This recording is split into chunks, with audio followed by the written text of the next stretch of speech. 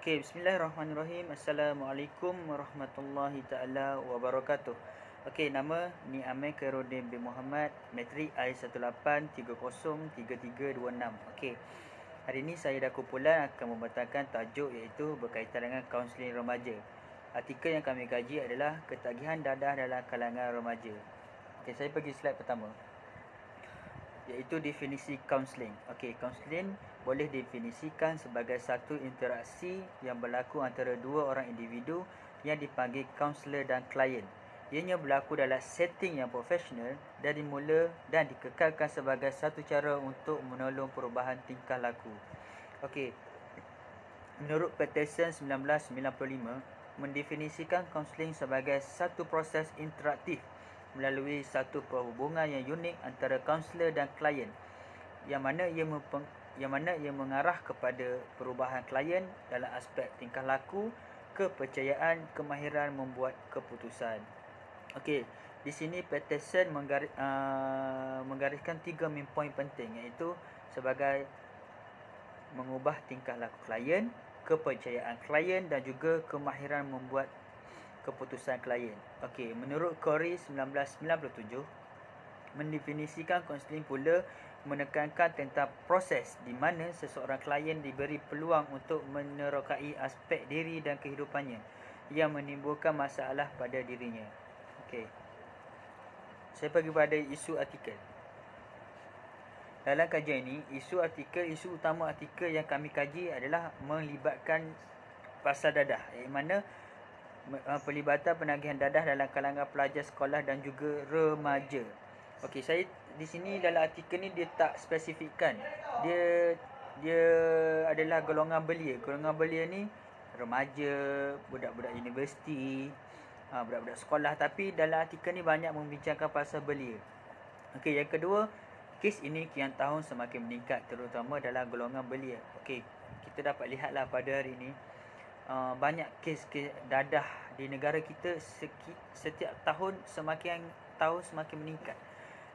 Dan benda ni merisaukan golongan ibu bapa lah terutamanya, yang mana anak-anak dia terlibat dengan penagihan dadah daripada bangku sekolah lagi. Faktor-faktornya sekejap lagi saya akan terangkan. Cuma penagihan dadah setiap tahun semakin merunsing. Ni mendatangkan kesan buruk lah kepada imej negara kita, pada imej belia kita, kerana kebanyakan kehidupan belia hari ini hancur disebabkan dadah. Okey, yang ketiga adalah fenomena ini amat merisaukan negara dan merugikan negara kerana masa depan belia musnah disebabkan dadah. Okey, pernah tak kita dengar satu slogan, belia mantap negara maju? Okey, yang mana kita macam saya, belia-belia muda hari ini adalah merupakan aspek masa depan negara kita, kerana kita yang akan menggantikan orang-orang otai untuk memajukan negara ini. Kerana belia hari ini, belia muda hari ini adalah aspek utama, tunjang belakang utama negara untuk lebih maju. Okey, yang keempat, lebih 2/3 daripada individu yang terlibat dalam penagihan dadah adalah terdiri daripada golongan belia. Tidak terkecuali juga belia di institusi pengajian tinggi. Okey, di sini saya tak nak judge golongan remaja sekolah saja, sebab golongan-golongan belia dekat universiti pun macam saya belajar universiti kan, pun ada juga yang terlibat dengan dadah. Sebab di universiti, bagi saya, pendapat saya sendirilah, kita kena pandai bawa diri kita. Sebab dekat universiti mak ayah tak duduk jauh dengan kita. Kita just diri sendiri yang kena pandai berdikari, pandai memilih kawan. Sekiranya kita jumpa kawan yang jenis yang dah tahu diri seberadahan, kita just boleh kita kawan, cuma jangan kita ikut perbuatan dia. Sebab kita just ambil benda yang baik dan kita buang benda yang buruk daripada dia, seperti dia isap dadahan. Okey, dan hari ini golongan-golongan belia ni banyak terlibat dengan dadah disebabkan pengaruh rakan sebaya, sebabkan stres, nak hilangkan stres, faktor rakan sebaya. Lepas tu ingin mencuba benda baru kan.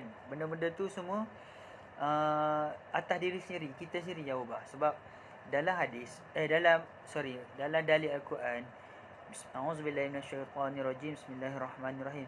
Wa anfiqu fi sabilillahi wa la talaqu bi aydikum ilal tahqati fa ahsinu innallaha yuhibbul muhsinin. Okey, maksud daripada ayat tadi adalah janganlah kamu mencampakkan diri kamu dalam kebinasaan, ke arah kebinasaan. Dalam dalil, dalam Al-Quran, Allah sudah terangkan dengan terang-terang. Janganlah kamu tu siapa? Kita ni siapa? Belia ni siapa? Golongan remaja. Campakkan diri kita ke arah kebinasaan. Yang dimaksudkan oleh Allah ni dalam dalilnya, kebinasaan ni benda yang merugikan kita. Macam kita hisap dadah, minum arak, berzina, mencuri. Itu benda-benda kebinasaan, benda-benda yang dilarang dalam Islam. Dan dadah ni sebenarnya ada dalam satu dalil juga. Maksudnya, janganlah kamu menghampiri sesuatu yang memabukkan, kerana dia akan mendatangkan haram. Memabukkan ni bagi saya, dadah, arak, semua tu benda-benda yang haram dalam Islam. Dan benda tu akan dilaknat oleh Allah. Kita sebagai orang Islam, kita kena fikir buruk, baik dan juga haram dan wajib. Benda tu kita kena pandai bezakan. Okey, seterusnya, masalah ini berpunca daripada sikap kurangnya penghayatan terhadap agama, timbulnya pemberontakan emosi dan juga jiwa serta desakan untuk mencari ketenangan. Okey, macam saya beritahu tadi, apa-apa hal memang berkait dengan agama.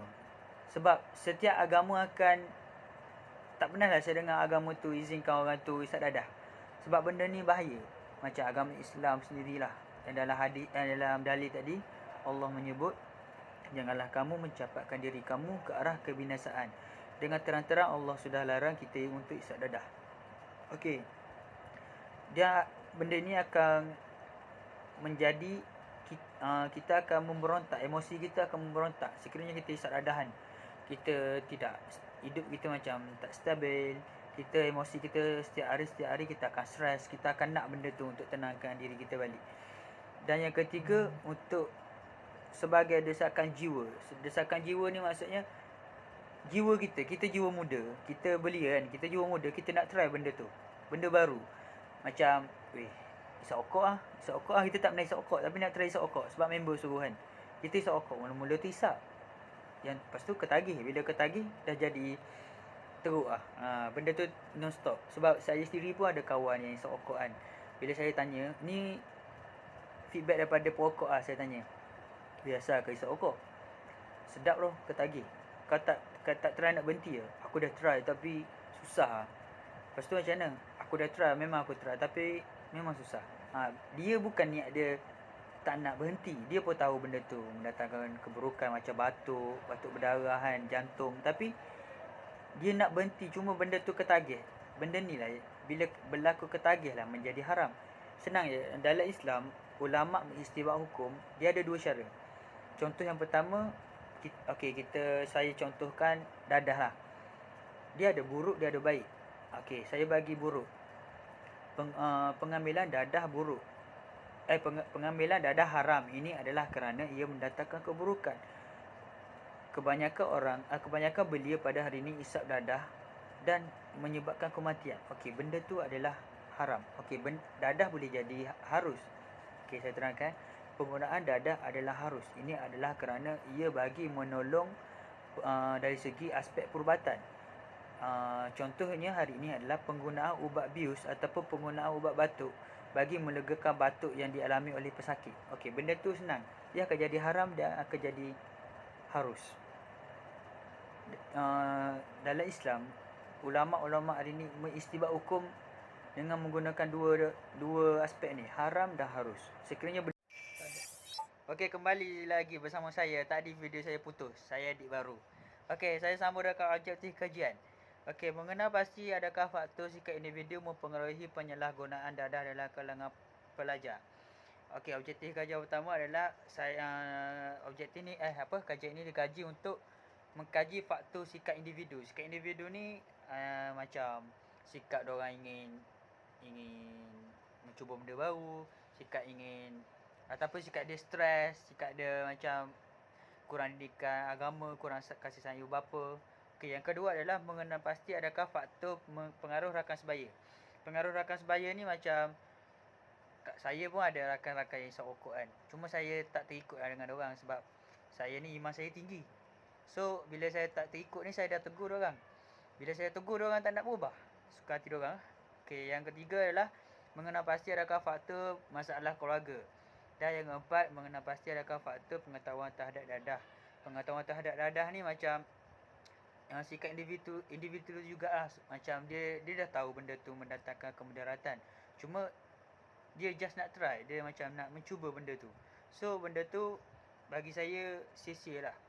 Okey, akhir sekali sebelum saya tamatkan sesi presentation saya, saya ingatkan yang mana dalam dalil Allah berfirman bermaksud, janganlah kamu mencapakkan diri kamu ke arah kebinasaan. Ini adalah kerana setiap benda yang membinasakan diri akan membinasakan dirimu dan akan membinasakan masa depanmu dan akan membinasakan masa depan keturunanmu. Okey, wabillahi taufiq hidayah. Assalamualaikum warahmatullahi taala wabarakatuh. Tak boleh tekan. Aku tahu apa nak cakap apa. Apa? Aku saya bagian kesimpulan itu rumusan. Saya akan menyimpulkan balik apa yang ada balance langsung lah. Seperti yang awak tahu semua, tajuk utama yang dibincangkan pada hari ini iaitu berkaitan dengan penyalahgunaan dadah. Seperti yang dibentangkan oleh rakan-rakan saya yang lalu. Aku cakap macam function lah, main bagi kamera kita ada idea. Okay, Assalamualaikum warahmatullahi wabarakatuh. Okay, nama, lupa nama. Okay, nama saya Muhammad Zulfadli bin Muhammad Nazri, memegang kat matrik I18303394. Okay, tentang ulasan kandungan artikel. Okay, kita daripada apa yang telah diceritakan oleh sahabat saya sebentar tadi. Okay, ni kita masuk kepada kandungan artikel, ulasan dia. Okay, yang kita tahu first kali tujuan artikel ni. Tujuan artikel ni yang pertama memberi kesedaran terhadap remaja mengenai penyalahgunaan dadah. Okey, ini penting kan, supaya remaja dapat menghindarkan diri mereka daripada dibelenggu dadah. Seterusnya mampu mencapai matlamat ke arah negara bebas menjelang tahun 2020 dalam kajian tu menjelang tahun 2015. Okey, seterusnya memberi dorongan kepada pelatih pusat serenti. Okey, maksud kat sini supaya pelatih pusat serenti ni memilih rakan yang baik dalam usaha untuk menghindari diri dan terus menghindari diri dari terus terjebak dalam penyalahgunaan dadah.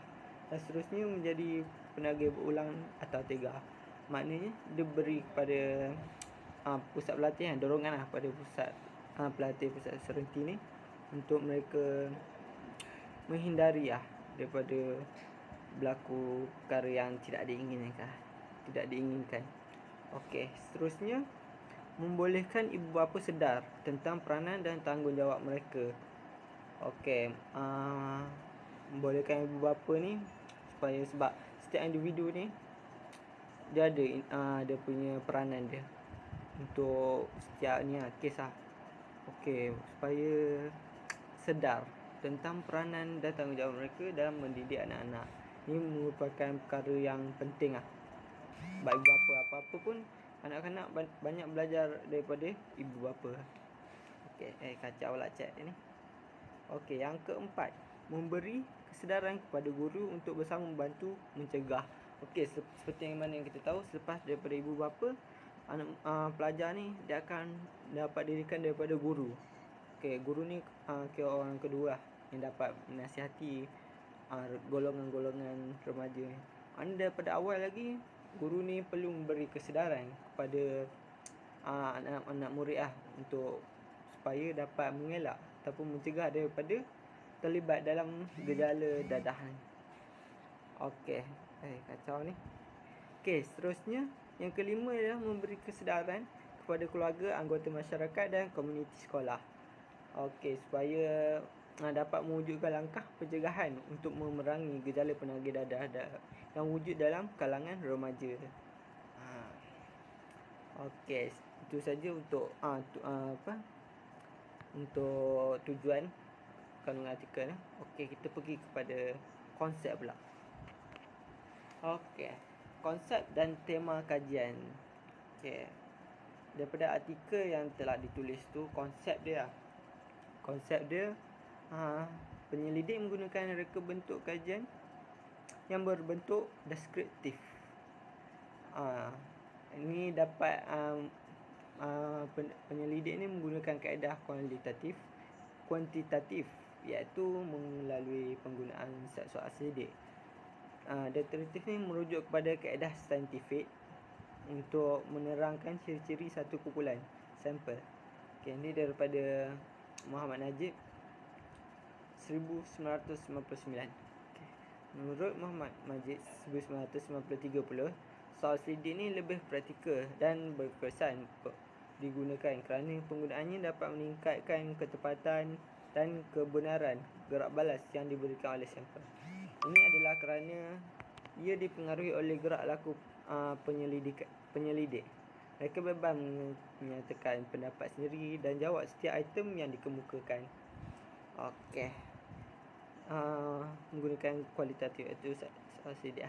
Okey, kita pergi pula kepada ada lagi, tambah sikit lagi. Selain daripada apa yang telah diterangkan tu,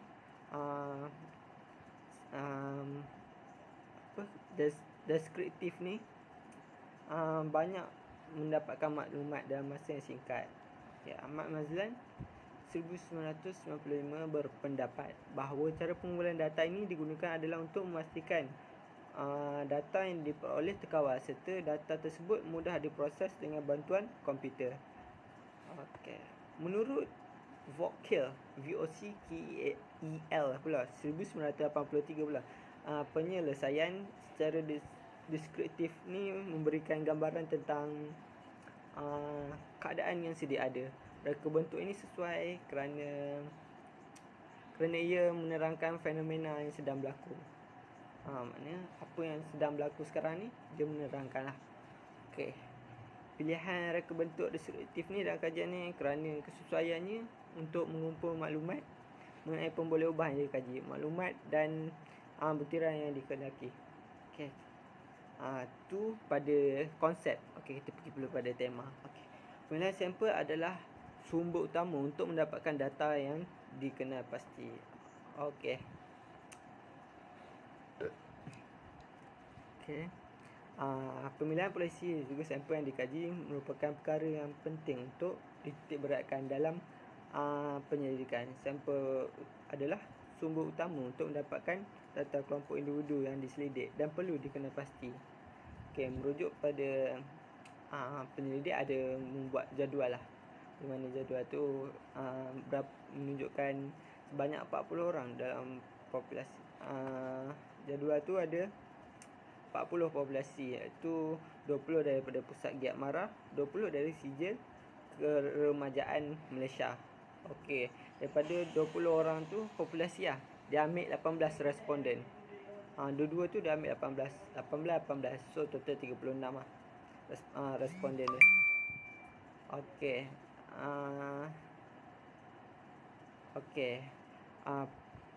Menurut Morgan 1970, daripada 40 dalam populasi, maka 36 orang layak dipilih sebagai responden bagi mewakili populasi tersebut. Maknanya nak tunjukkan pada apa yang telah dilakukan oleh pengkaji ni cukup lah, sebab dia ambil 18 daripada 20 populasi. Okey, menurut Kate pula CATES 1990 adalah lebih sesuai jika pemilihan sampel ni melibatkan jumlah sampel yang seberapa besar yang boleh. Ini adalah untuk mengatasi kesulitan statistik dan mungkin timbul daripada penggunaan sampel yang kecil dalam mendapatkan penemuan yang bererti. Maksudnya dia lebih elok cari lebih ramai responden supaya dapat keputusan yang okey lah, yang memberangsangkan. Di samping itu, saiz sampel ni boleh menentukan kesahan dan kebolehpercayaan skor.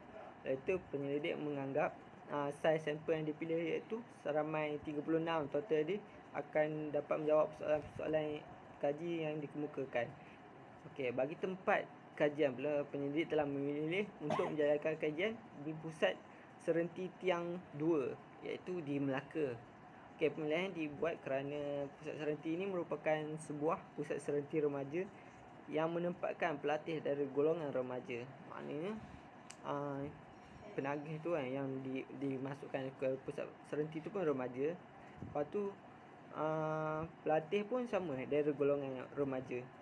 Okey, kita pergi kepada seterusnya, kepada teori yang digunakan. Oh, ni banyak sikit.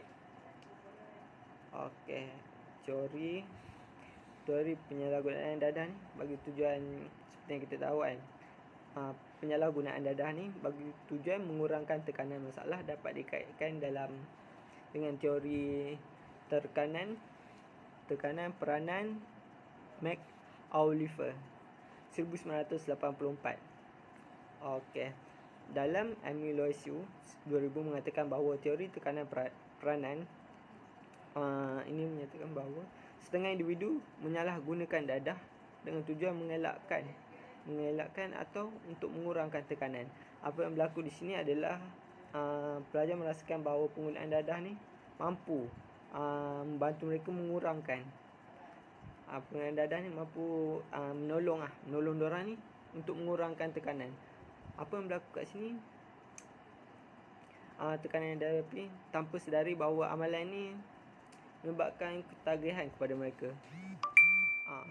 Saya explain lagi sekali. Okay, setengah pelajar ni dia merasakan penggunaan dadah ni dapat mengurangkan tekanan, tetapi mereka tak sedar, tanpa sedarlah mereka ketagih kepada dadah. Okey, tekanan akan dirasai semula apabila tidak lagi berada di bawah pengaruh dadah. Maknanya lepas diorang dah ambil dadah ni, menghayalkan. So bila diorang dah habis hayal tu, diorang rasa balik tekanan tu. Maknanya dia tak ada kebaikan pun pada diri. Okey, seterusnya teori keperluan Maslow. Okey, ini jelas mengatakan bahawa kasih sayang dan penerimaan ibu bapa, kawan, suami isteri dan masyarakat merupakan keperluan individu untuk mencapai sempurnakan diri. Dapatan kajian ini menunjukkan daripada kajian yang telah dibuat kan, ada 27.8% orang responden bersetuju bahawa keluarga mereka mementingkan kekayaan duniawi sehingga mereka terjebak dalam penyalahgunaan dadah. Maknanya disebabkan oleh ibu bapa yang sibuk dengan hal mereka tanpa mempedulikan anak ni, menyebabkan remaja ni terlibat dalam penggunaan dadah ni. Okey, kerana bapa ni banyak menghabiskan masa untuk mengejar kekayaan sehingga mengabaikan tanggungjawab untuk mendidik anak-anak. Okey, kiranya 27.8%. Kiranya dalam tak ramai yang cakap itu. Okey, tapi ada juga yang cakap itu sebab mengikut teori ni lah, teori keperluan Maslow. Okey, seterusnya kita pergi kepada teori pembelajaran sosial menurut Alken, Koch, Lonzo dan Radosevic. Banyak nama.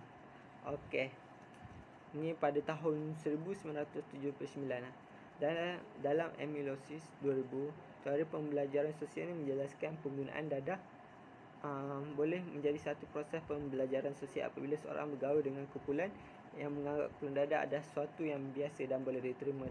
Okey, dalam hal ini apabila terdapat ahli keluarga yang terlibat dalam penyalahgunaan dadah, ia akan memberi kesan kepada diri remaja tu.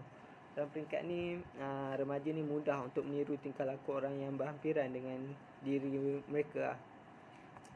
Okey, dapatan ini turut disokong. Okey, pernyataan tu disokong oleh Kamarudin 1996 yang menyatakan bahawa ibu bapa mempunyai pengaruh yang cukup besar ke atas segala perangai, tingkah laku dan perlakuan anak mereka.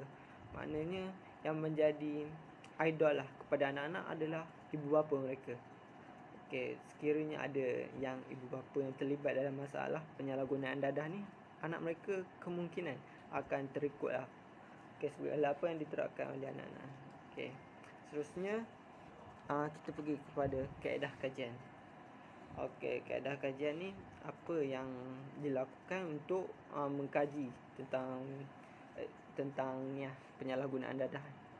Okay, menggunakan set soal selidik untuk mendapatkan data. Okay, soal selidik ni menurut Muhammad Majid 1994, soal selidik digunakan kerana ia lebih mudah untuk mendapat kerjasama responden. Soal selidik dapat menampung responden yang ramai untuk meningkatkan kebolehpercayaan kajian. Penggunaan kaedah soal selidik adalah ringkas dan mudah ditakbir. Cadangan jawapan yang ditemukan akan memudahkan responden menjawab soalan dengan cepat. Okay. Soal selidik direka bentuk berdasarkan persoalan kajian yang merangkumi 4 faktor. Okey, faktor-faktornya adalah sikap individu, pengaruh rakan sebaya, permasalahan keluarga dan pengetahuan terhadap dadah. Okey, bahawa selidik yang dikemukakan kepada responden ada 2 bahagian, iaitu bahagian A dan bahagian B. Okey, bahagian A ni mengandungi soalan berkaitan tentang latar belakang responden, manakala bahagian B mengandungi soalan berkaitan dengan persoalan kajian yang dijalankan mengenai isu penyalahgunaan dadah. Okey, kita pergi kepada hasil kajian pula. Okey, hasil kajian ni yang pertama kita tengok pada faktor sikap individu. Okey, daripada kajian yang telah dijalankan soal selidik tu ada 3.53 nilai min. Nilai min iaitu pada tahap sederhana menunjukkan bahawa faktor sikap individu ni merupakan pengaruh penyalahgunaan dadah pada diri remaja ni. Pertanyaan menunjukkan bahawa sikap individu memainkan peranan penting dalam mencorak individu tersebut, sebagaimana yang telah dinyatakan oleh Hassan 1993 yang menyebut bahawa sikap adalah perkara yang diremajai dan diperoleh di mana alam sekitar sosial banyak memainkan peranan. Cara berfikir, gaya hidup yang tidak sihat akan menjerumus kepada penyalahgunaan dadah. Seterusnya kita pergi kepada responden gemar merokok walaupun tidak tahu rokok membawa kepada penyalahgunaan dadah. Okey, daripada ni kita tengok ada 72.2%, maknanya tinggi lah. Maknanya banyak responden menyokong, merupakan paling tinggi lah, menyokong bahawa rokok ni membawa kepada penyalahgunaan dadah. Okey, amalan merokok ni boleh membawa kepada penyalahgunaan dadah apabila ia menjadi satu ketagihan. Okey, dapatan ni disokong telah dijalankan oleh Abdullah 1993. Kajian tersebut mengkaji perkaitan antara amalan merokok dan mengambil minuman yang memabukkan dalam mempengaruhi penyalahgunaan dadah. Okey, daripada tu kajian yang telah dibuat menunjukkan bahawa amalan merokok dan mengambil minuman yang memabukkan boleh berkaitan yang jelas ke arah penagih dadah. Dalam hal ini, undang-undang merokok di kalangan remaja seharusnya diperketatkan dan segala usaha perlu mengembangkan bersama bagi membasmi amalan merokok. Maknanya walaupun kita rasa macam rokok ni macam tak khayal kan, tapi ia boleh membawa kepada penyalahgunaan dadah. Oleh itu berhentilah merokok seperti saya. Okey, yang ketiga, responden bersetuju dengan penggunaan dadah untuk mengurangkan tekanan masalah. Ada 58.3%, setengah, lebih sikit dari setengah responden setuju bahawa mereka menggunakan dadah untuk mengurangkan tekanan masalah.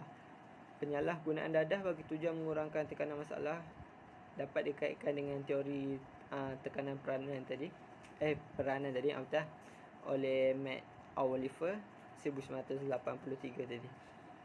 Okey, teori ini mengatakan bahawa setengah individu menyalahgunakan dadah dengan tujuan mengelakkan atau untuk mengurangkan tekanan. Apa yang berlaku di sini?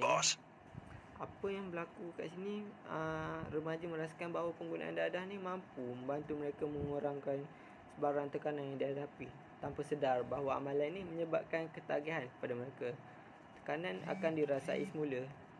Maknanya dia akan rasa semula apabila diorang dah lepas daripada pengaruh dadah tu. Okey. Yang ketiga, responden bersetuju penggunaan dadah untuk mengurangkan tekanan besar. Ini dah. Yang keempat pula. Okey, faktor pengaruh rakan sebaya. Okey, nilai min yang tercatat adalah 3.15. Okey, faktor pengaruh rakan sebaya. Okey, yang mempengaruhi penyalahgunaan dadah ni 3.14 ni pada tahap sederhana. Dapatan ini menunjukkan bahawa rakan sebaya memainkan peranan yang penting dalam hidup seorang remaja.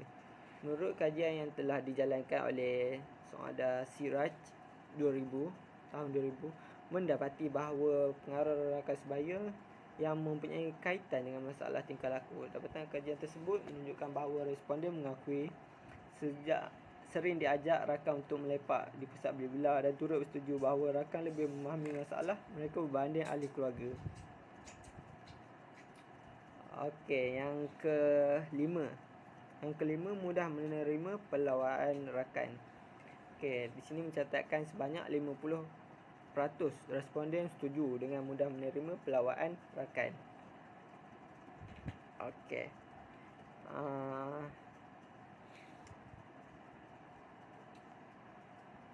Okey,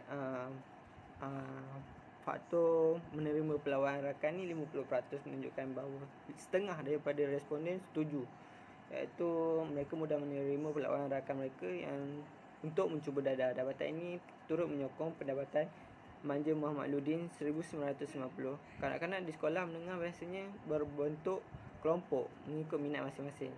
Sejauh mana minat seorang individu itu adalah bergantung kepada sejauh mana kekuatan daya tarikan rakan sebaya. Apabila seorang tu mula melibatkan diri dengan rakan sebaya untuk menggunakan dadah, akan wujud daya tarikan mereka juga melibatkan diri dalam penyalahgunaan dadah. Maknanya apabila dah terima pelawaan ni, mereka akan terlibat dengan dadah ni, sebab ada wujud tarikan untuk mereka.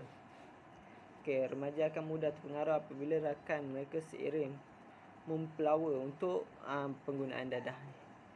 Remaja ni pengaruh kuatlah bagi seorang remaja, kerana saya juga merupakan remaja. Pengaruh paling kuat adalah rakan sebaya. Kadang-kadang tu kita sukar untuk menolak pelawaan rakan lah. Okey, kita pergi kepada seterusnya, iaitu mudah mengikut pelakuan rakan. Okey, daripada data yang dicatatkan oleh penulis, mencatatkan sebanyak 41.7% responden setuju, iaitu setuju dengan mengikut pelakuan rakan yang menjerumus kepada penyalahgunaan dadah seperti merokok. Dapatan ini bertepatan dengan kajian TEC 1972 di dalam Muhammad Arifin 2004 yang telah mengkaji pengaruh kumpulan rakan sebaya ke atas tingkah laku penggunaan marijuana. Okey, hasil kajian tersebut memaparkan penyalahgunaan marijuana sebagai aktiviti sosial yang sering berlaku dalam kumpulan rakan sebaya. Ini menunjukkan bahawa remaja mudah terjerumus kepada pelakuan rakan sebaya. Dapatan kajian tersebut menyatakan bahawa remaja menggunakan marijuana didapati lebih rapat dengan kumpulan rakan sebaya berbanding dengan keluarga. Hasil kajian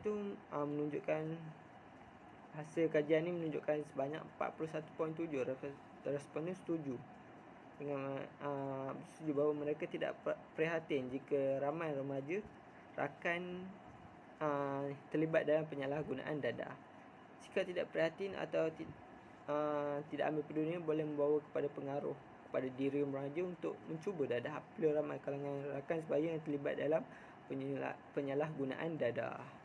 Okey, yang seterusnya adalah pendirian mudah goyah apabila didesak. Okey, sebanyak 30.6% responden setuju bahawa pendirian mereka ni mudah goyah apabila didesak oleh rakan untuk mencuba dadah. Dapatan ini dapat dikaitkan dengan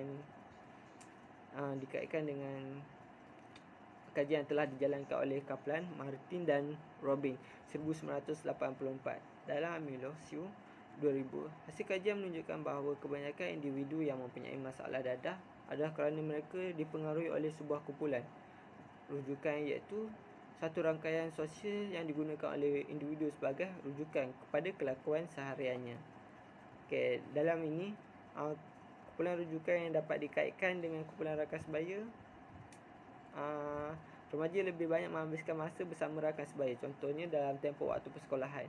Okey, desakan dari kumpulan rakan sebaya akhirnya menjerumus remaja kepada penyalahgunaan dadah. Desakan diterima menyebabkan pendirian mereka ni goyah untuk tidak terlibat dalam penyalahgunaan dadah. Maknanya kat sini kadang-kadang tu remaja ni dia ada dalam diri mereka untuk menjauhkan diri daripada dadah, tetapi disebabkan oleh desakan yang diterima, maka pendirian mereka ni goyah sebabkan mereka dah duduk sekali kan, dah bersama semua.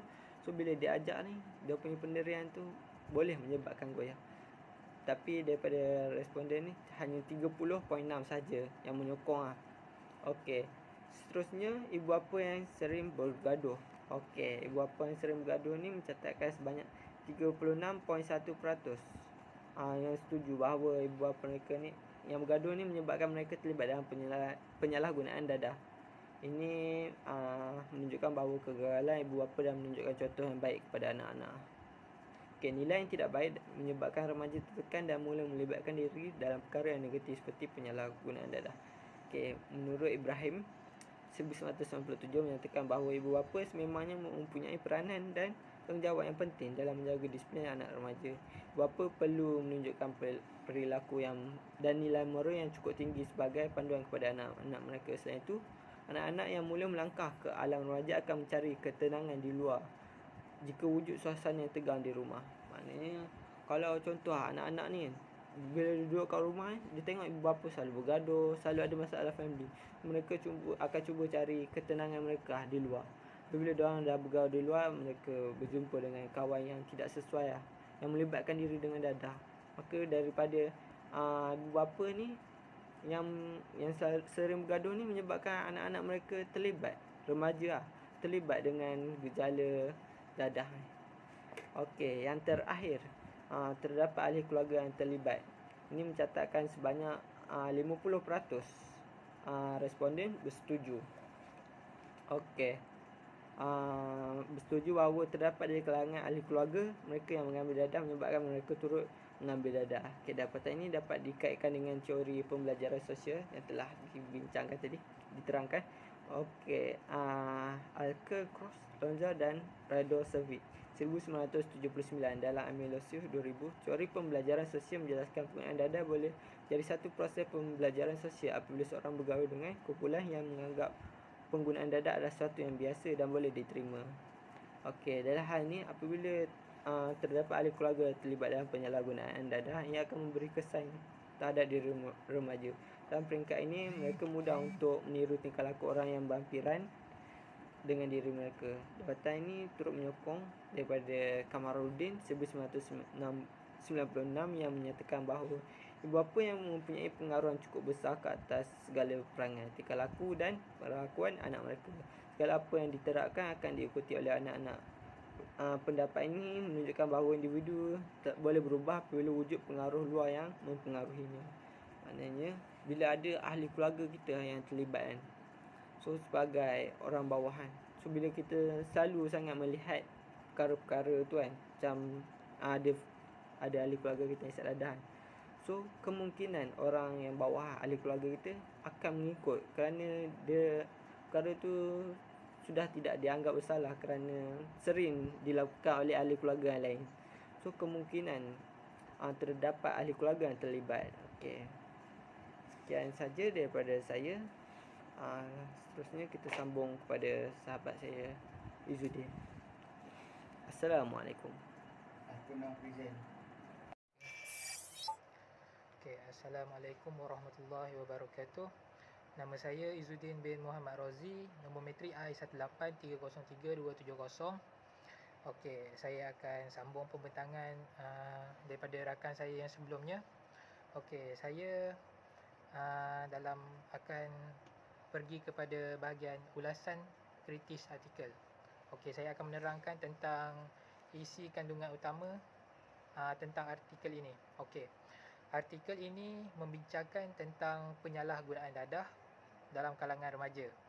Okey. Terdapat beberapa faktor lah yang mempengaruhi pelajar dalam penyalahgunaan dadah ini.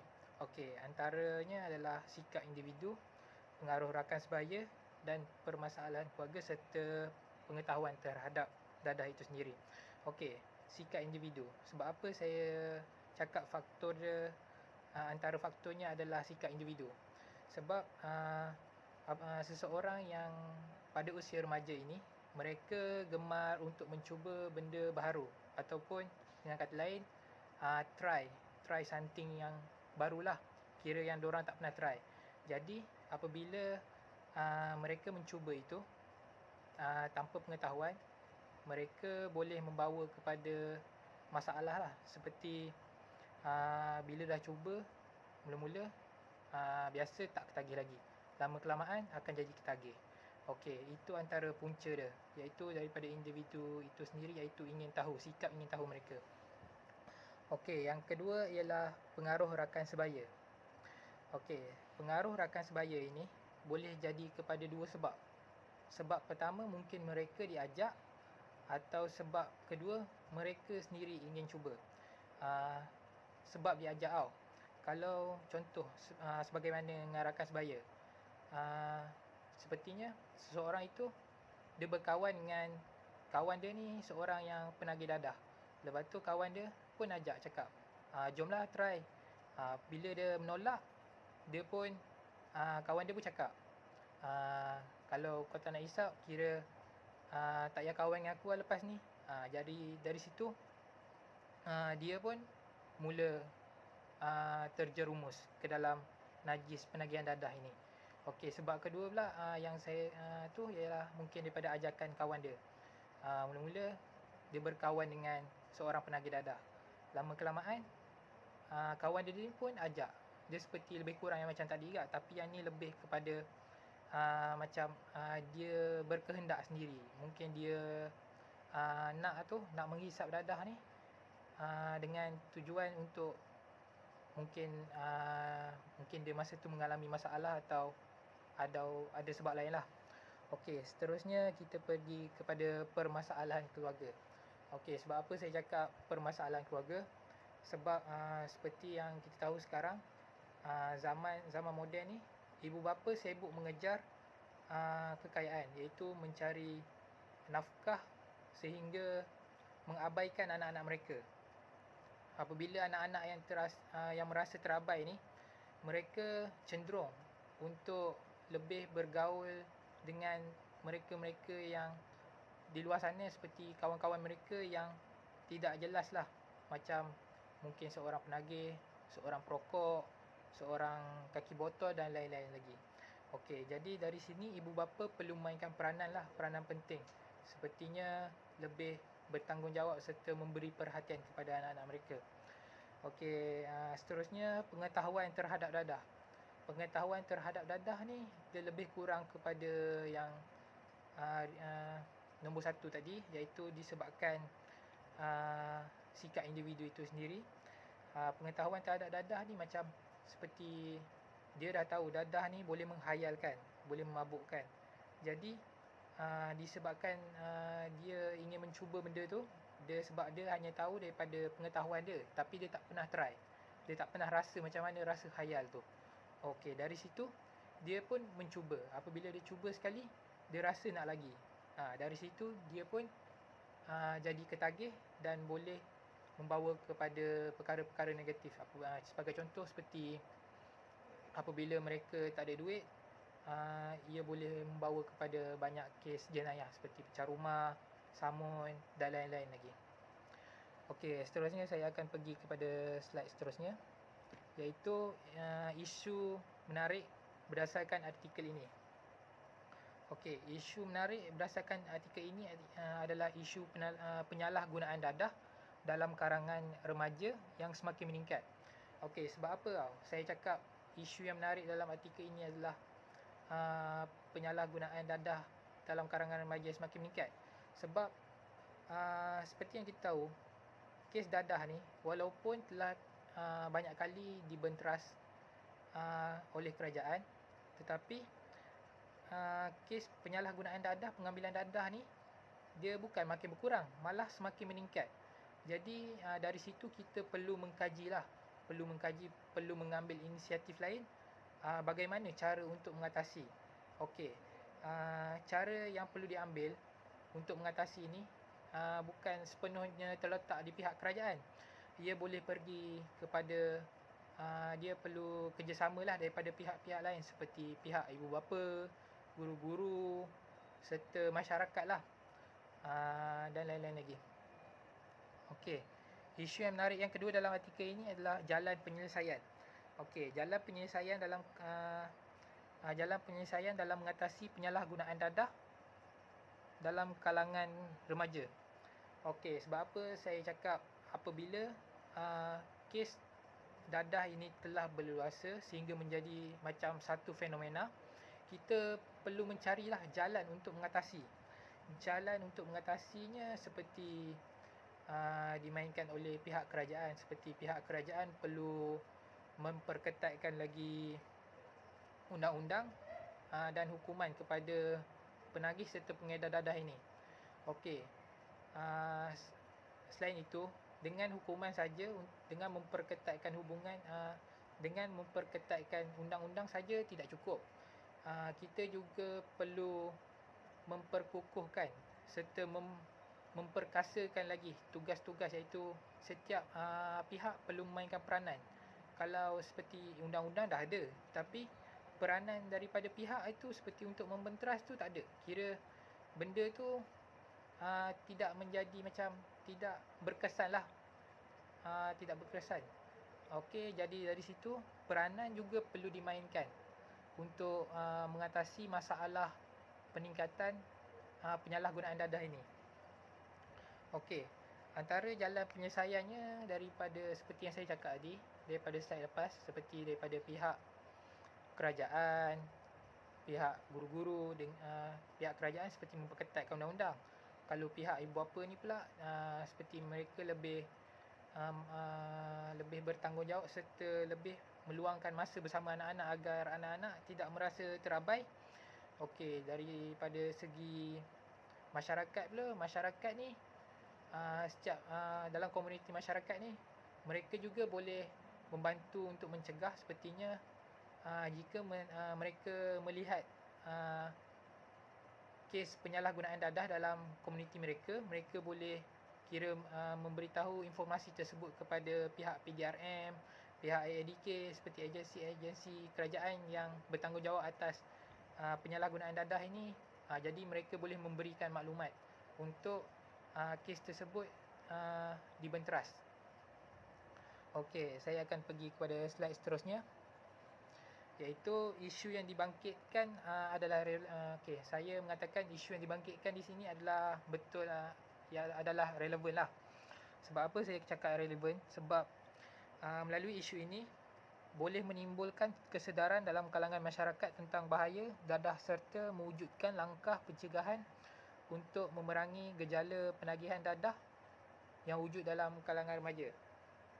Okey, melalui isu ni kan, jadi kesedaran dalam kalangan masyarakat itu boleh timbul seperti apabila banyak kes dadah ini dalam sesuatu masyarakat, kemungkinan besar kes jenayah pun akan meningkat disebabkan apabila penghisap dadah dalam kalangan remaja ataupun dewasa sekalipun, apabila mereka tiada duit untuk membeli bekalan dadah itu, mereka akan cenderung untuk melakukan perkara jenayah seperti pecah rumah, samun, merompak, mencuri dan sebagainya. Jadi dari situ kita macam masyarakat ni akan tersentaplah untuk mengambil tindakan untuk membenteras juga kes dadah ini. Okey, yang kedua ialah menimbulkan kesedaran bagi pihak ibu bapa tentang peranan serta tanggungjawab mereka. Okey, pihak ibu bapa juga perlu menimbulkan kesedaran. Okey, menimbulkan kesedaran dari pihak ibu bapa. Okey, apabila anak mereka terlibat dengan gejala dadah ini, pihak ibu bapa pun haruslah mencari apakah di manakah sebab anak-anak mereka boleh terjebak dengan dadah ini. Mungkin anak-anak mereka tidak mempunyai masa yang terluang untuk bersama dengan mereka, seperti uh, bersantai, berkelah sekali, di mana aktiviti keluarga bersama anak-anak itu tak ada. Jadi dari situ mereka akan terfikir bahawa anak-anak mereka ini terpengaruh dengan dadah disebabkan mereka. Jadi mereka akan lebih prihatin terhadap anak-anak. Okey. Yang ketiga, boleh menimbulkan kesedaran bagi pihak guru untuk bersama membantu pelajar mencegah penyalahgunaan dadah. Okey. Pihak-pihak yang terlibat bukan hanya pihak kerajaan, ibu bapa, malahan pihak guru juga terlibat untuk membantu pelajar dalam membenteras penyalahgunaan dadah ini. Okey, sepertinya guru-guru boleh menganjurkan kempen pencegahan dadah, jauhi dadah di sekolah, dan menerangkan bahaya dadah, kesan dan kesan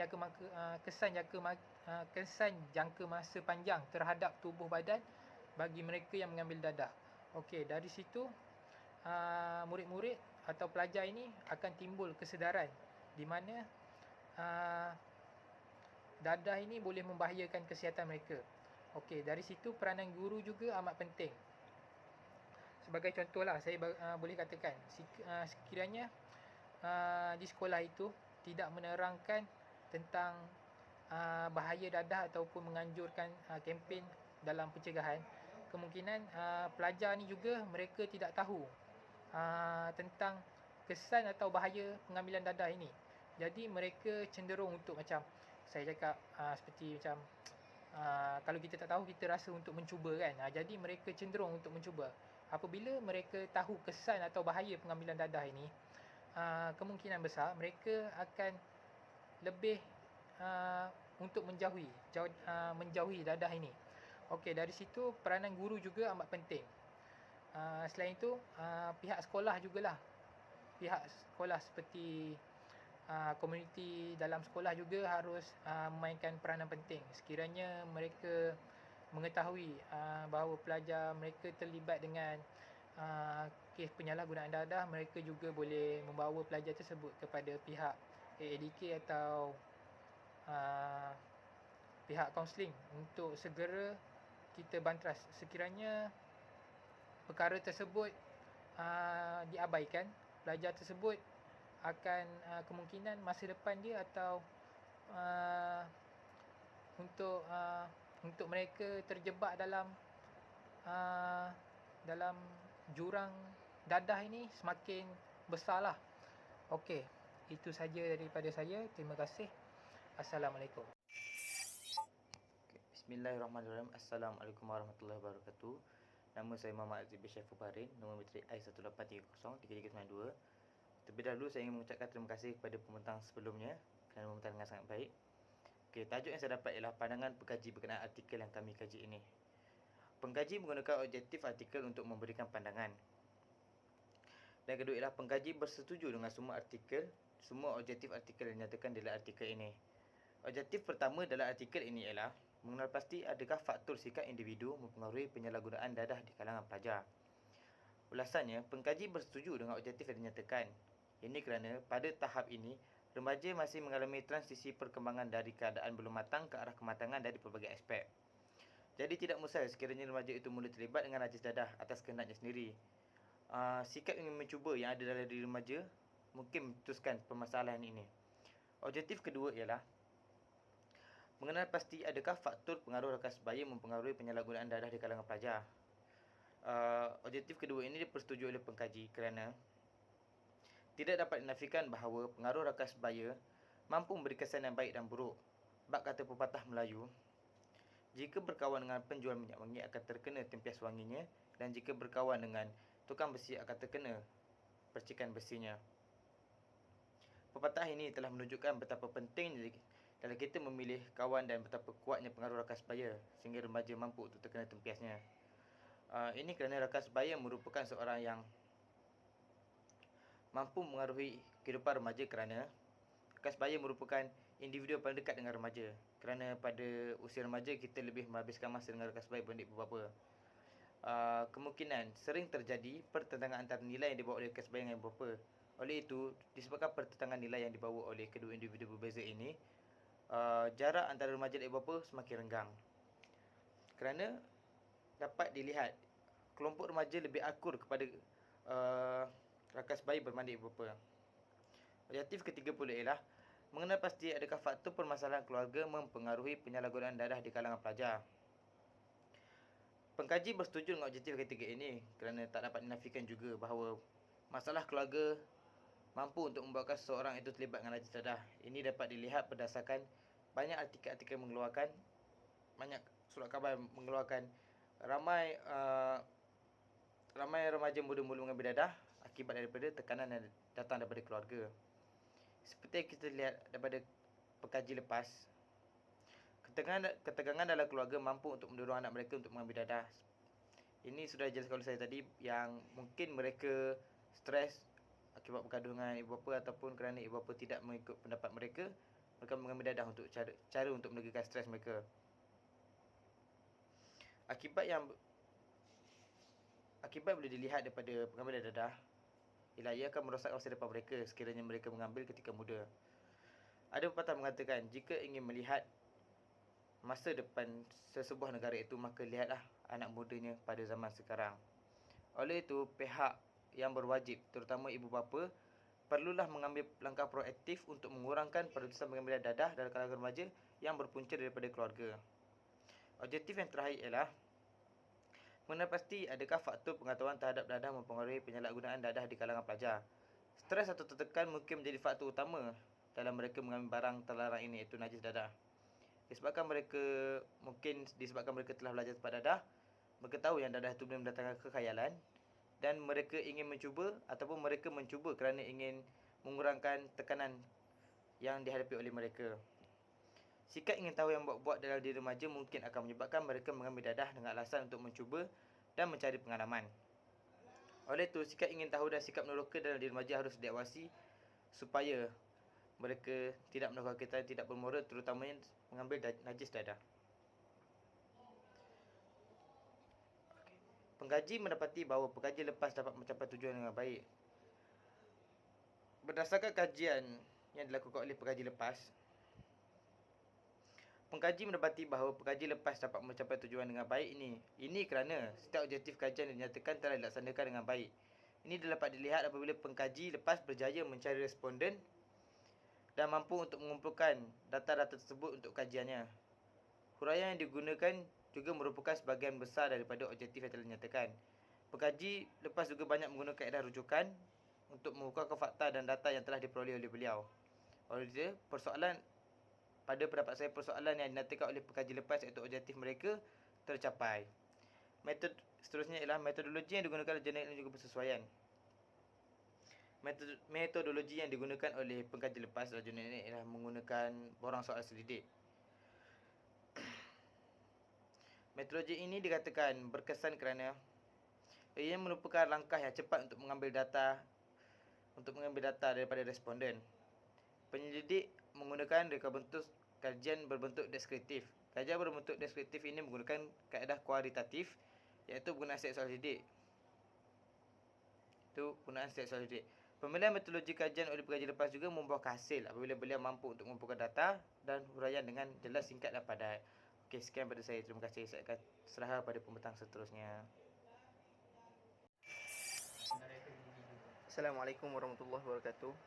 Nama saya Zafri Hazim bin Zaiful Azami, kad matrik bernombor I183033393. Bahagian saya itu bahagian rumusan kesimpulan. Okey, saya akan bincangkan mengenai penutup dahulu. Yang pertama iaitu kajian menunjukkan sebanyak 72.2% responden bersetuju bahawa mereka gemar merokok walaupun menyedari bahawa merokok boleh membawa kepada penyalahgunaan dadah. Okey, mereka sedar bahawa merokok ni boleh mengundang ataupun menyebabkan mereka mengambil dadah, tapi mereka tetap mengambil merokok ataupun menghisap rokok. Okey, mereka sedar dan mereka tahu akan kesan serta akibat setelah mengambil rokok ini, tapi tetap mereka untuk meneruskan merokok juga. Ini menunjukkan bahawa merokok merupakan perkara yang paling mempengaruhi remaja untuk terlibat dalam penyalahgunaan dadah. Okey, bermulanya dari rokok, ia akan menyebabkan anda untuk mencuba benda yang baru. Sebab merokok, bila mencapai satu tahap, anda tidak mencapai satu tahap kepuasan bila merokok. Okey, anda ingin mencuba benda yang baru. Ini menyebabkan anda akan teringin ataupun ingin mencuba benda baru, iaitu seperti dadah lah. Walaupun rokok tidak seperti dadah yang boleh menyebabkan khayal, namun ia merupakan titik permulaan untuk terlibat dalam penyalahgunaan dadah. Dengan itu, ayat itu memang rokok tak boleh menyebabkan berkhayal seperti dadah. Dadah lebih teruklah khayal dia.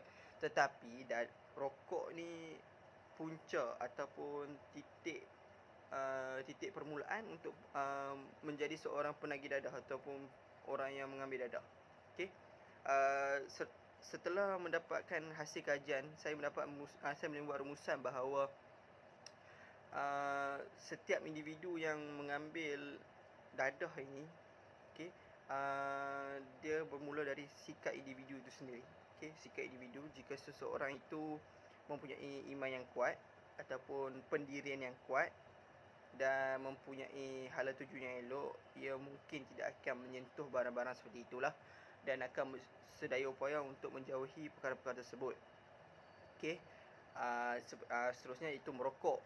Okey, merokok juga merupakan salah satu punca utama yang boleh menyebabkan ketagihan dadah ataupun penyalahgunaan dadah. Okey. Seterusnya, okey, ramai pelajar, okey, student kebanyakan yang mengalami tekanan, depression. Okey, depression yang akan menyebabkan mereka menjadi terlampau overthinking, pening. Okey, jadi hadirnya dadah ini adalah untuk memberi ketenangan. Okey, memberi ketenangan dan membuatkan mereka tidak perlu berfikir akan masalah yang dihadapi dari segi kerja yang diberi oleh lecturer, guru, assignment salah contohnya. Okey, dengan mengambil dadah ini mereka akan lebih rasa tenang, lapang dada, okey, tidak serabut untuk meneruskan hari-hari. Tetapi keburukan ialah mengalami ketagihan. Bila ketagihan ini akan merugikan duit, merugikan masa, merugikan pelbagai pihak. Okey, seterusnya itu pengaruh rakan bahaya pula, maafkan saya, rakan sebaya. Okey, rakan sebaya pun salah satu punca yang menyebabkan individu ini akan terjerumus dalam dadah sebab ajakan rakan sebaya. Oleh itu, dari segi rakan sebaya juga boleh menyebabkan merokok. Okey, merokok sebabkan rakan-rakan sebaya akan mengutuk, salah satu contohnya. Okey, kalau iman tak kuat, pendirian tak kuat, akan menghisap rokok. Dari hisap rokok, rakan sebaya akan kata, alah takkan rokok boleh hisap, dadah tak boleh ikut, alah benda ni relax, dia sekali ya, tenang, macam tu. Bila dari permulaan itu, dia akan menjadi ketagihan yang terlampau. Okey, dia akan merugikan duit, masa, hidup pun akan rugilah dengan jika mengambil tu, sebab anda tidak akan mampu buat benda lain, hanya benda tu saja. Okey, yang terakhir dari saya iaitu saya dapat merumuskan bahawa jika anda seorang yang mempunyai pendirian teguh, iman yang kuat, anda mungkin akan berfikir dahulu 100 kali untuk mengambil dadah ini dan berfikir bahawa dadah ini kebanyakan tidak memberi kebaikan. Ianya memberi keburukan. Ada dadah yang memberi kebaikan, itu dalam bidang perubatan. Okey, anda harus fahami dadah perubatan dan dadah yang sering orang ambil setakat inilah. Okey, kebaikan dan keburukan. Kebaikan yang dalam perubatan tu kebaikanlah, dia boleh membantu orang untuk merawat. Tetapi dalam keburukan yang hadir dalam kehidupan sekarang ni, terutamanya dalam kalangan remaja, kalangan student, kalangan pelajar ini, boleh menyebabkan masa depan, rosak masa depan. Okey, kehabisan wang. Okey, hanya dengan membeli dadah tersebut anda akan rasa tenang seketika. Okey, sedangkan anda boleh hidup bahagia, dan bebas dari dadah. Okey, pesanan saya bahawa jauhilah dadah. Okey, dekatilah saya.